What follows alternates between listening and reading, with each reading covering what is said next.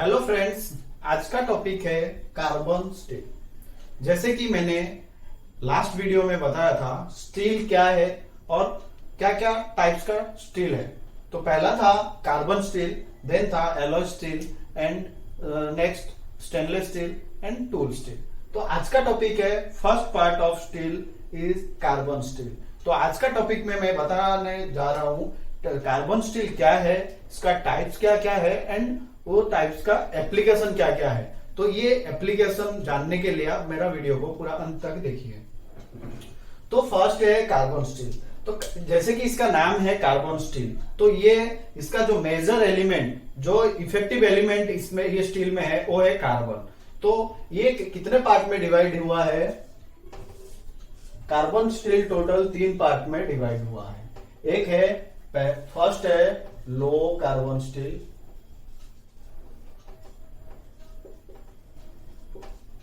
Medium carbon steel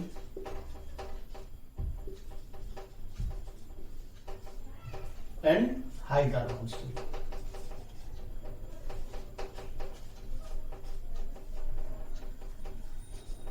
first है low carbon steel. जैसे कि इसका नाम है लो कार्बन स्टील, तो ये तीनों में से सबसे कम कार्बन परसेंटेज ये स्टील में है। तो ये इसका कार्बन परसेंटेज है 0.0252 to 0.30% of carbon. Medium carbon steel का कार्बन परसेंटेज है 0.30 टू 0.6% कार्बन, और हाई कार्बन स्टील का है 0.6 टू 1.5% ऑफ कार्बन और मैक्सिमम 2% ऑफ कार्बन। तो ये कार्बन स्टील 3 पार्ट में डिवाइड हुआ है। तो फर्स्ट है लो कार्बन स्टील। तो लो कार्बन स्टील का एप्लीकेशन क्या है और ये लो कार्बन स्टील क्या है, इसको आज फर्स्ट डिस्कस करेंगे। लो कार्बन स्टील का ये दो तरह के रहता है। एक कार्बन परसेंटेज 0.025 से लेके टू 0.1% कार्बन। ये जो कार्बन है इसका डक्टिलिटी टी अच्छा है, लगभग 28 टू 40%, और ये गुड फॉर्मेबिलिटी इसका है। टेंसाइल स्ट्रेंथ सबसे, ये तीनों में से tensile strength, hardness and yield strength कम है। Low yield strength and tensile strength low है। ये फर्स्ट जो है 0.025 टू 1% कार्बन है। नॉर्मली ये जो हम लोग बोलते हैं cold rolled sheet, CR sheet जो बोलते हैं, ये CR sheet cold rolled steel है। और इसका एप्लीकेशन है, हमारा जो गाड़ियां बनती है उसका जो बॉडी पार्ट है एक्सेप्ट हमारा जो फ्रंट बॉनेट छोड़ के जो बॉडी पार्ट्स है वो ये सीट से बनता है, कोल्ड रोल्ड सीट से बनता है, क्योंकि ये एनी फॉर्म हम इसको बना सकते हैं। ये इजीली बेंड कर सकते हैं, इसको कोई भी शेप इजीली दे सकते हैं। तो इसका जो गोल्ड रोल्ड है, इसका एप्लीकेशन हमारा गाड़ी का बॉडी पार्ट्स,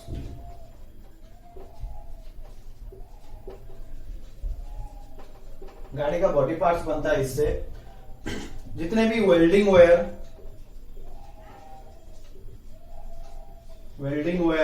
जैसे कि ये वेल्डिंग वेयर है, वेल्डिंग रॉड, नेल्स, जो नेल्स हम लोग दीवार पे मारते हैं वो नेल्स, ये लो कार्बन का जो ये पार्ट है 0.025 टू 1% कार्बन में इसमें बनता है। इसमें इंटरेस्टिंग पार्ट ये है कि अगर ये 0.1% कार्बन तक हम इसमें थोड़ा बहुत chromium and molybdenum, chromium, molybdenum और एल्यूमिनियम मैंगनीज के साथ इसमें ऐड कर देंगे ये स्टील में, तो ये हाई स्ट्रेंथ स्टील बन जाएगा। कार्बन परसेंट कम है, फिर भी इसका हमारा जो टेंसाइल स्ट्रेंथ है, यील्ड स्ट्रेंथ ज्यादा इफेक्टिव नहीं करके इसका जो टेंसाइल स्ट्रेंथ हम इंक्रीज करेंगे विदाउट इफेक्टिंग हमारा डक्टिलिटी। इसमें क्या करेंगे, 0.5% तक क्रोमियम और मोलिब्डेनम ऐड करेंगे और 2% तक एल्यूमिनियम ऐड कर देंगे। तो इसका क्या हो जाएगा, एल्यूमिनियम इसीलिए इसमें ऐड करते हैं, जो गाड़ी का जो एफिशिएंसी है, अगर गाड़ी का वेट हम कम करेंगे तो उसका एफिशिएंसी इंक्रीज करता है। तो एल्यूमिनियम स्टील में ऐड इसीलिए करते हैं कि इसका वेट कम हो जाए, और क्रोमियम और मोलिब्डेनम इसीलिए ऐड करते हैं तो इसका टेंसाइल स्ट्रेंथ इंक्रीज करे विदाउट हैम्परिंग डक्टिलिटी। हम टेंसाइल स्ट्रेंथ कार्बन ऐड करके भी बढ़ा सकते हैं, लेकिन इसका जो डक्टिलिटी है वो कार्बन ऐड करने से कम हो जाता है। तो नॉर्मली इसको डुअल फेज स्टील बोलते हैं। डुअल फेज स्टील क्यों, इसमें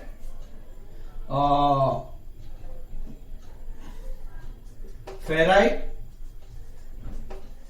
प्लस मार्टेनसाइट फेज 2 रहता है, जिसका माइक्रोस्ट्रक्चर रहता है। तो इसमें क्या होता है, मार्टेनसाइट इसका टेंसाइल स्ट्रेंथ इंक्रीज करता है, फेराइट इसका जो डक्टिलिटी प्रॉपर्टीज को एज पर रिक्वायरमेंट बरकरार रखता है। जो पहले गाड़ियों में हाई स्पीड लो एलॉय स्टील यूज होता था, इसका एक जैसे कि इसमें एलॉय एलिमेंट ऐड हुआ तो इसका क्या हुआ, डक्टिलिटी कम हो जाता है, डक्टिलिटी इसका जो रिड्यूस हो जाता है। तो इसके वजह से ये जो डुअल फेज स्टील है इसका इंप्लीमेंट इसीलिए हुआ क्योंकि हाई स्पीड स्टील लो एलॉय में, जो हाई स्ट्रेंथ स्टील लो एलॉय में जब ये डक्टिलिटी कम हो जाता है तो फॉर्मेबिलिटी का दिक्कत होता है, कोई भी शेप कोई भी फॉर्म हम इजीली नहीं दे सकते, तो टीयरिंग होता है, एज क्रैकिंग होता है। तो इसके वजह से जो डुअल फेज स्टील है इसका इंप्लीमेंट हुआ। इसमें डुअल फेज ये है कि फेराइट है प्लस मार्टेनसाइट। फेराइट कैसे अचीव करते हैं, स्टील को कुछ टेम्परेचर तक इसको हीटिंग करते हैं, फिर एक ड्यूरेशन तक, एक पीरियड तक इसको उसी टेम्परेचर में सोकिंग करते हैं। तो लगभग 75% फेराइट हो गया तो उसके बाद उसको सडन कूलिंग करते हैं, जितने भी ऑस्टेनाइट बचा रहता है वो डायरेक्टली 20 to 25% तक अपना मार्टेनसाइट फॉर्मेशन हो जाता है। तो इसके वजह से जो फेराइट है ये इसका डक्टिलिटी को एज पर रिक्वायरमेंट ये मेंटेन करके रखता है, ये डक्टिलिटी के ऊपर इफेक्ट आने नहीं देता है। और जो मार्टेनसाइट है ये इसका टेंसाइल स्ट्रेंथ इंक्रीज कर देता है विदाउट हैम्परिंग इट्स डक्टिलिटी। तो इसमें क्या होता है, हाई स्पीड लो एलॉय स्टील और डुअल फेज स्टील में फर्क क्या है, इसका जो यील्ड स्ट्रेंथ है ये ज्यादा है, जो यील्ड स्ट्रेंथ है इसका ज्यादा है, इसका कम है, बट इसका जो टेंसाइल स्ट्रेंथ है ये इंक्रीज कर देता है डुअल फेज स्टील के केसेस में, और हाई स्पीड स्टील के केसेस में इसका जो डक्टिलिटी वो कम रहता है। तो इसका लगभग 20% तक डक्टिलिटी है, इसका ऑलमोस्ट 30% तक डक्टिलिटी इसका अचीव हो जाता है विदाउट टेंसाइल स्ट्रेंथ इंक्रीज करता है विदाउट हैम्परिंग इट्स डक्टिलिटी। तो इसका यूज क्या है डुअल फेज का, जैसे कि आप ये देख रहे हो पिक्चर, इसमें जो गाड़ी का मेन, जो ऑटोमोबाइल्स का जो चेसी है, जो मेन पार्ट है उसका, वो चेसी का जो ए बार है, बी बार है, इसका जितने भी लोडिंग पार्ट है जिसमें शॉक आने वाला है और जर्किंग होने वाला है, जो गाड़ी का जर्किंग सस्पेंशन सिस्टम के जो पार्ट, माउंटिंग पार्ट है, इस सब पार्ट में ज्यादा लोड आने वाला है, जो व्हीकल का पूरा लोड है ना उसमें आने वाला है। तो वो लोडिंग पार्ट में डुअल फेज स्टील का यूज होता है। इसमें जैसे कि मार्टेनसाइट है, इसका टेंसाइल स्ट्रेंथ ज्यादा है और डक्टिलिटी भी इसका ज्यादा है, तो इसको इजीली हम कोई भी शेप दे सकते हैं, जैसे कि डिजाइन करेंगे ऑटोमोबाइल का, उसके हिसाब से कोल्ड फॉर्मिंग इसको कर सकते हैं। फर्स्ट हमारा हो गया 0.025% to 0.1% of carbon. Second part है इसका 0.10 टू 0.30% ऑफ कार्बन। इसे नॉर्मली कोल्ड रोल्ड किया जाता है। ये कोल्ड रोल्ड है सीआर। इसका ग्रेड जैसे है CR1 CR2 अवेलेबल हो जाता है इसमें। ये है माइल्ड स्टील, जिसे मार्केट में अवेलेबल है। हम लोग इजीली कोई भी स्टील को बोल देते हैं कि माइल्ड स्टील है। तो जो 0.1 टू 0.3 का कार्बन परसेंटेज है तो उसको माइल्ड स्टील बोला जाता है। तो माइल्ड स्टील का क्या ये दोनों में फर्क क्या है? माइल्ड स्टील का जो टेंसाइल स्ट्रेंथ है, वो इंक्रीज कर जाता है कोल्ड रोल्ड से, जो 0.1 से, क्योंकि इसमें कार्बन ऑलमोस्ट 0.2% कार्बन इंक्रीज किया। कार्बन इंक्रीज करते हैं तो मार्टेनसाइट पेरलाइट फॉर्मेशन होता है, तो फिर वो अपना स्ट्रेंथ इंक्रीज करते हैं। बट डक्टिलिटी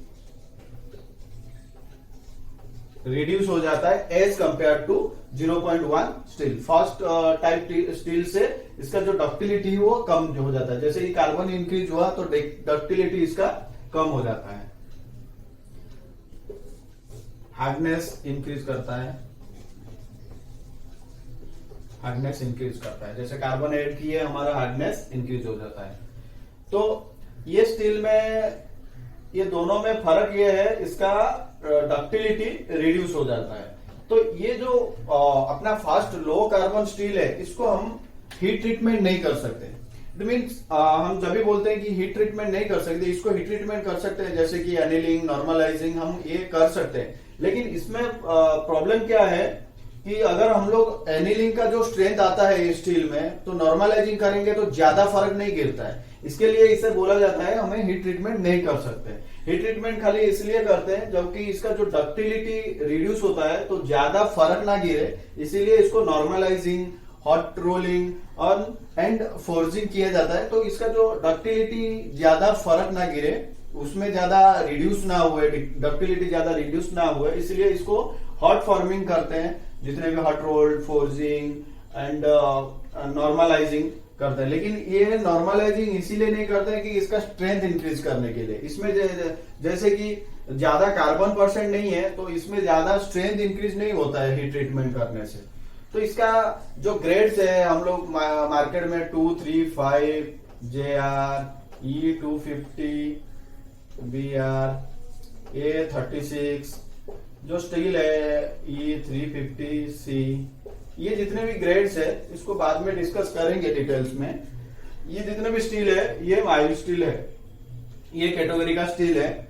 इसका जो एप्लीकेशन है, जैसे कि ये कोल्ड रोल का मेजर एप्लीकेशन हमारा हो गया ऑटोमोबाइल्स, अपना जितने भी कैन्स है, टीन कैन्स है, ऑयल का, कोल्ड ड्रिंक का ज्यादातर एल्यूमिनियम में बनता है, ऑयल का, जितने भी केमिकल एलिमेंट्स का, उसका जो टीन कैन्स है वो सब माइल्ड कोल्ड रोल स्टील से बना रहता है। और माइल्ड स्टील का है जितने भी हमारा एंगल हो गए, स्ट्रक्चरल स्टील एंगल, सी चैनल, आई बीम, रोल्ड पाइप, जितने भी पाइप्स है, ट्यूब्स है, वो सब हमारा माइल्ड स्टील में बनता है। और एप्लीकेशन,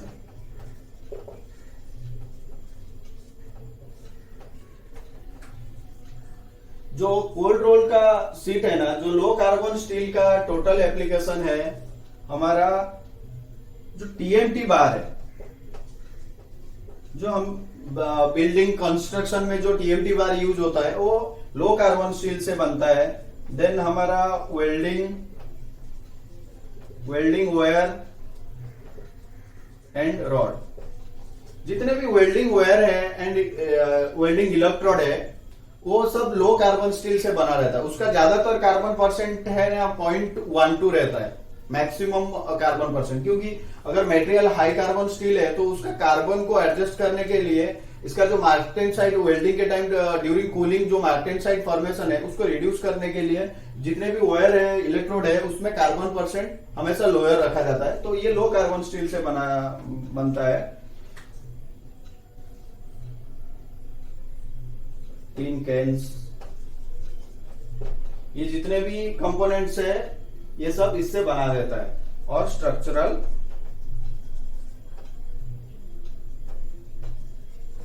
स्टील,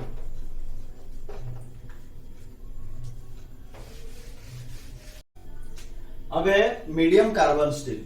जैसे कि इसका नाम है मीडियम, तो इसका जो कार्बन परसेंटेज है in between low carbon steel and high carbon steel रहता है। वो कितना है 0.3 टू 0.6% ऑफ कार्बन। तो इसमें क्या होता है, इसमें जैसे कि कार्बन हमारा परसेंटेज इंक्रीज किया, ऑलमोस्ट 3-4 कार्बन आ गया, तो इसको हम लोग हीट ट्रीटमेंट कर सकते हैं। इसको हीट ट्रीटमेंट करके इसका प्रॉपर्टीज जैसे कि टेंसाइल स्ट्रेंथ, हार्डनेस इंक्रीज कर सकते हैं। तो इसका जो टेंसाइल स्ट्रेंथ है, टेंसाइल इससे लो कार्बन से ज्यादा रहता है और हाई कार्बन से कम रहता है। इसका जो हार्डनेस लो कार्बन से ज्यादा रहता है और हाई कार्बन से कम रहता है। जैसे कि इसका कार्बन इंक्रीज हुआ लो कार्बन स्टील से तो इसका टेंसाइल और हार्डनेस इंक्रीज किया, बट डक्टिलिटी हमारा लो कार्बन से कम रहता है, लो कार्बन से कम रहता है और हाई कार्बन से ज्यादा रहता है। डक्टिलिटी में फर्क आता है, तो इसमें जो फॉर्मेबिलिटी है और वेल्डिंग में ज्यादातर इफेक्टिव करता है। जैसे कि कार्बन इंक्रीज होता है, हमारा वेल्डिंग में दिक्कत होता है, वेल्डिंग करने में दिक्कत होता है। मार्केट में जो ग्रेड अवेलेबल रहता है लो मीडियम कार्बन स्टील का C45, 1045, जो कि ऐसे ही मेटल है, C60, C55, ये जो जितने भी EN8, EN9, ये जितने भी ग्रेड्स है ये मीडियम कार्बन स्टील का ग्रेड्स है। ये मीडियम कार्बन स्टील का भी स्ट्रेंथ और प्रॉपर्टी हम चेंज कर सकते हैं, इसमें कुछ एलॉइंग एलिमेंट्स ऐड करके, जिसे हम कैटेगराइज किया है एलॉय स्टील। तो वो अभी उस टॉपिक को डिस्कस करेंगे, हम उसके बारे में क्लियरली डिस्कस करेंगे। ये हीट ट्रीटमेंट करके कैसे केस हार्डनिंग कर सकते हैं, केस हार्डनिंग कर सकते हैं अपना नाइट्राइडिंग करके, नाइट्राइडिंग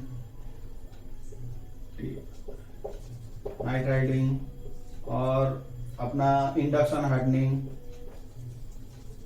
हार्डनिंग और इसको क्यूटी कर सकते हैं, QT tempering, quenching and tempering इसको कर सकते हैं। नॉर्मलाइजिंग, एनिडिंग, इसमें क्या होता है जब भी कार्बन परसेंट इंक्रीज हुआ तो इसमें मार्टेनसाइट फॉर्मेशन होता है, इसका स्ट्रेंथ इंक्रीज करता है।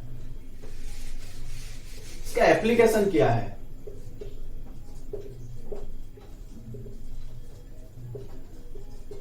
जितने भी इसका क्या है, हम प्रॉपर्टीज इंक्रीज कर सकते हैं और इसका जो हार्डनेस है ना वो हम लोग वेरी कर सकते हैं, कम ज्यादा कर सकते हैं। तो इसीलिए इसका जितने भी हैवी पार्ट है, गियर्स है,